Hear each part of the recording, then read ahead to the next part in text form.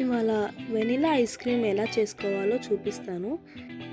1 cup అంటే 150 ml పాలను తీసుకోండి. దాన్ని సగం చేయండి. చేసి ఒక హాఫ్ని ప్యాన్లో వేయండి. ఇంకో హాఫ్లో cornflour, sugar, 1/4 cup milk powder, ఇంకా ఒక పించ్ సాల్ట్ వేసుకొని లమ్స్ లేకుండా బాగా కలుపుకోండి. లమ్స్ అనేవి అస్సలు ఉండకూడదు. మిల్క్ పౌడర్ మిక్స్ చేసుకున్న పాలని ప్యాన్లో స్ట్రెయిన్ చేస్తూ వేసేసేయండి. ఒక 2-3 టైమ్స్ వరకు వేసుకోవాలి. అలాగా ఆపుతూ వేసుకోవాలి.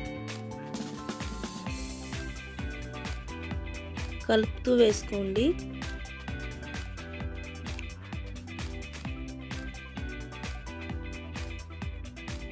వీడియోలో చూపిస్తున్న కన్సిస్టెన్సీ వచ్చే వరకు బాగా కలుపుకోండి. 5 మినిట్స్ పడుతుంది ఈ కన్సిస్టెన్సీ రావడానికి. దీని తర్వాత 5 to 10 సెకండ్స్ వరకు బీటర్తో బీట్ చేసుకోండి. ఇది కంప్లీట్గా కూల్ అయిపోవాలి. పాలు కొంచెం కూడా వేడి ఉండకూడదు. ఆ తర్వాత 1 కప్ విప్పింగ్ క్రీమ్ తీసుకొని మిల్క్లో యాడ్ చేసుకోండి.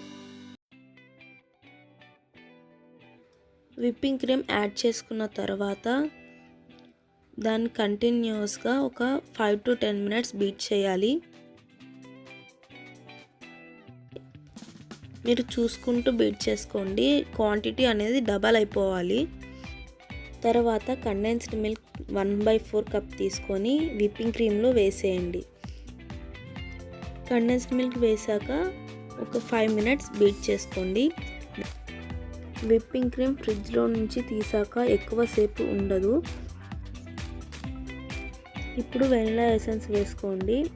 వెనిలా ఎసెన్స్ నేనైతే హాఫ్ క్యాప్ వేసాను.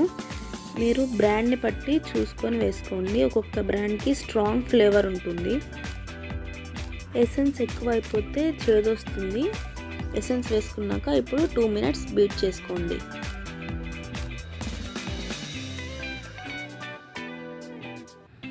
వీడియోలో చూపిస్తున్న కన్సిస్టెన్సీ రావాలి. ఈ కన్సిస్టెన్సీ వచ్చే వరకు బీట్ చేసుకోవాలి. ఐస్ క్రీమ్ రెడీ అయిపోయింది. దీన్ని ఎయిర్ టైట్ కంటైనర్లో ట్రాన్స్ఫర్ చేసుకోండి.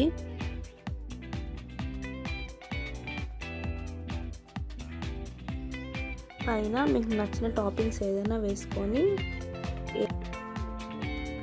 టైట్గా మూత పెట్టేసి డీప్ ఫ్రిడ్జ్లో పెట్టుకోండి. నెక్స్ట్ డే మార్నింగ్కి ఐస్ క్రీమ్ ఇలా వస్తుంది.